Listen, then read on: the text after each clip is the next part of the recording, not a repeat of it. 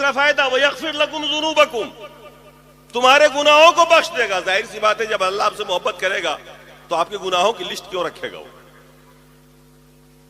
محبوب کے جرائم کی لسٹ نہیں رکھے جاتے۔ محبت کا کتنا بڑا فائدہ ہے دیکھ رہے ہیں آپ اللہ سے۔ آپ سوچیں گے مولانا محبت رسول پہ تقریر کرنا ہے، آپ کو محبت الہی پہ کر رہا ہے۔ میں اس لیے بتا دے رہا ہوں کہ محبت اور اظہار محبت دونوں کی شکل آپ کم سے کم سمجھ لیں اس آیت کے اندر۔ اور اللہ سے محبت تو سب سے زیادہ آپ کو ہونی ہے، آل اولاد دھن دولت سب سے زیادہ۔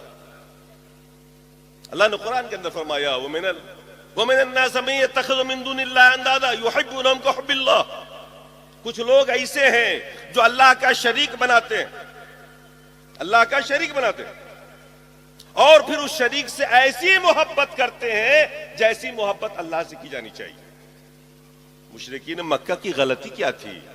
کیا وہ اللہ کو نہیں مانتے تھے؟ نہیں مانتے تھے۔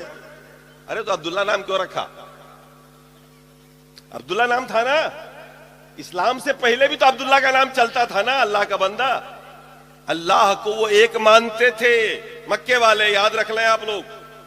مشرکین مکہ اللہ کو ایک مانتے تھے، اللہ کی عبادت کرتے تھے، طواف کرتے تھے، عمرہ کرتے تھے، حج کرتے تھے، قربانی کرتے تھے، سب کرتے تھے۔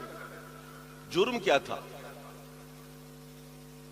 360 بزرگوں کی تصویر لگا رکھی تھی خانہ کعبہ میں، اور وہ ان سے ایسی محبت کرتے تھے، اتنی زبردست کرتے تھے کہ اتنی محبت اللہ سے نہیں کرتے تھے۔ دبلا پتلا جانور اللہ کے لیے، موٹا پلا ہوا جانور ان کے لیے۔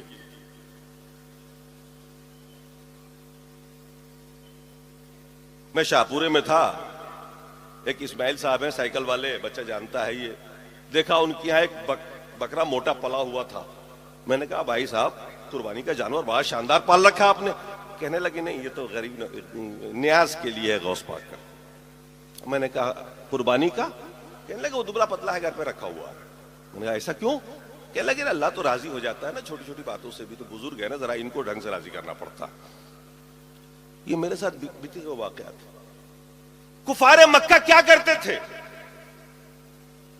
سال میں ایک بار قربانی کرتے تھے اللہ کے لیے، اور سال میں 50 بار چڑھاوے چڑھاتے تھے ان بتوں کے لیے۔ ان سے محبت کرتے تھے، زبردست قسم کی محبت۔ اور ہم بھی کبھی ایسے ہی لوگوں میں سے تھے کہ اللہ کی یاد تو بہت کم آتی تھی، جب کبھی یاد آتی تھی تو بزرگوں کی ہی آتی تھی، اور برجستگی میں آتی تھی۔ جیسے برجستگی میں کسی موحد کو اللہ کی یاد آتی ہے، ایسے لوگوں کو جو رات دن انہی کا تصور جما کے بیٹھے رہتے ہیں نا، وہ برجستگی میں ان کی زبان سے وہی نکلتی ہے۔ طواف کعبہ کے دوران ایک آدمی ذرا پسنے لگا، ہم بھی تھے اس میں شامل، 2009 کی بات ہے، پتہ نہیں کہاں کا تھا، دب گیا۔ اس وقت بھی اس کی زبان سے نکلا یا غوث المدد۔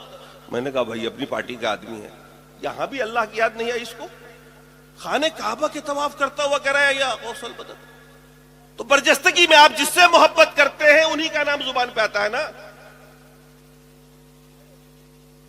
محبت اور اظہار محبت کو سمجھیے آپ۔ اللہ کیا فرما رہا ہے؟ اللہ سے محبت کرتے ہو، محبت کو سمجھیے آپ۔ مشرکین مکہ سے اللہ نے فرمایا کچھ لوگ ایسے ہیں جو اللہ کا شریک قرار دے دیتے ہیں، اور پھر اس سے ایسی محبت کرتے ہیں جیسی محبت اللہ سے کی جانی چاہیے۔ اور پھر وہیں پر مومن کی تعریف کی، اللہ نے فرمایا والذین آمنوا اشد حبا للہ، لیکن جو ایمان والے ہیں وہ شدید محبت اللہ سے کرتے ہیں۔ تو اللہ سے سب سے زیادہ آپ کی محبت ہو، اور محبت کا اظہار کب ہوگا؟ جب آپ اتباع رسول کریں گے۔ اگر اتباع رسول نہیں ہے، چاہے 1000 کی اتباع کریے، 1,00,000 کی اتباع کر لیجیے علماء سے لے کے پیرانو پیر تک، لیکن اگر رسول کی اتباع نہیں کریں گے تو اللہ نہیں مانے گا کہ تم اس سے محبت کرتے۔ نماز پڑھیے لیکن اتباع رسول میں پڑھیے، بغیر اتباع رسول کے نماز کا کوئی فائدہ ہی نہیں ہے۔ نماز کس نے دے کے بھیجا تھا؟ اللہ نے۔ کس کو دیا؟ تو طریقہ رسول زیادہ جانتے ہیں یا علماء رسول بتائیں گے نا، دکھایا نا پڑھ کے. تو اب اگر طریقہ رسول کا اختیار نہیں کرتے، آپ کسی اور کا کرتے ہیں، تو کیا وہ رسول کی تباہ ہوئی؟ نہ ہوئی تو کیا وہ عبادت ہوگی؟ نہیں ہوگی نا. ایسی کوئی بھی عبادت قابل قبول نہیں ہے جو رسول کی تباہ میں نہ ہو. حدیث شریف ہے بخاری و مسلم کی، جہاں ثلاثۃ رہت الی ازواج نبی صلی اللہ علیہ وسلم یسألون عن عبادتہ، 3 لوگ گاؤں سے چل کر اللہ کے رسول کے پاس آئے، آپ کے ازواج سے سوال کیا، آپ موجود نہیں تھے، رسول اللہ کتنی عبادت کر لیتے 24 گھنٹے میں؟ ام المومنین نے بتا دیا اللہ کے رسول رات کو عشاء بعد سو جاتے ہیں، اٹھ کے تہجد پڑھ لیا کرتے ہیں، پھر 5 وقتہ نماز پڑھتے ہیں، دیگر کام کرتے ہیں. اللہ کے رسول کی جو روٹین تھی بتا دیا. وہ تینوں آدمی آپس میں میٹنگ کرنے لگے، کانہم تقالوہا، وہ تینوں سمجھنے لگے تو بہت کم ہے عبادت، وہ تو اللہ کے رسول ہیں، بخشے بخشائے ہیں، آپ تو تھوڑی عبادت کر کے بھی چلے جائیں گے، ہم لوگ کیسے جائیں گے؟ تینوں نے کم سمجھا. فقال احدہم، ان میں سے ایک نے کہا، اما انا فاصلی اللیل ابدا، تینوں میں سے ایک نے کہا آج کے بعد میں جب تک زندہ رہوں گا رات بھر نماز پڑھوں گا اور سوؤں گا نہیں. اور دوسرے نے کہا اما انا فاصوم ابدا ولا افطر، میں ہمیشہ روزے رکھوں گا، نوافل روزے، جب تک زندہ رہوں گا کبھی چھوڑوں گا نہیں. اور تیسرے نے کہا اما انا فلا تزوج، میں شادی ہی نہیں کروں گا، رات دن لگا رہوں گا عبادت میں ہی، رات کو نوافل پڑھوں گا، دن کو تہجد پڑھوں گا.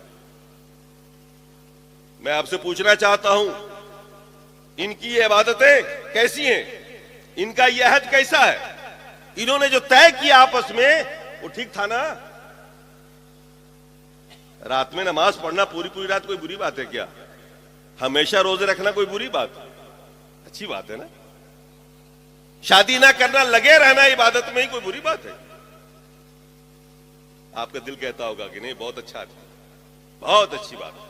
اللہ کے رسول باہر نکلے، پوچھا انتم قلتم کذا و کذا، یہ تم ہی تینوں تھے جو ایسی ایسی باتیں کر رہے تھے ابھی؟ کہا یا رسول اللہ ہاں ہم ہی لوگ تھے. فرمایا واللہ انی لاتقاکم للہ ولا اخشاکم لہ، قسم خدا کی میں تم سے زیادہ اللہ کا ڈر رکھتا ہوں اپنے دل میں اور تقوی رکھتا ہوں. اس کے باوجود رات کو نماز پڑھتا بھی ہوں، سوتا بھی ہوں، روزے رکھتا بھی ہوں، نوافل نہیں بھی رکھتا ہوں، شادی بھی کرتا ہوں. اور لاسٹ میں فرمایا وَذَلِكَ مِن سُنَّتِي، سنو یہی میری سنت ہے، یہی میرا طریقہ ہے. فَمَن رَغِبَ عَن سُنَّتِي فَلَيْسَ مِنِّي، جو میری سنت سے ہٹا وہ مجھ میں سے نہیں. معلوم ہوا کہ منمانی جو عبادتیں ہوتی ہیں اپنے اسٹائل کی، اتباع رسول کے بغیر، وہ عبادت نہیں اللہ کے. محبت اور اظہار محبت کا فرق سمجھیے اور اس پر انعام دیکھ لیجیے. مغفرت کا وعدہ، محبوبیت کا وعدہ، یہ کتنا بڑا مقام ہے جو کہ انسان کو مل جائے.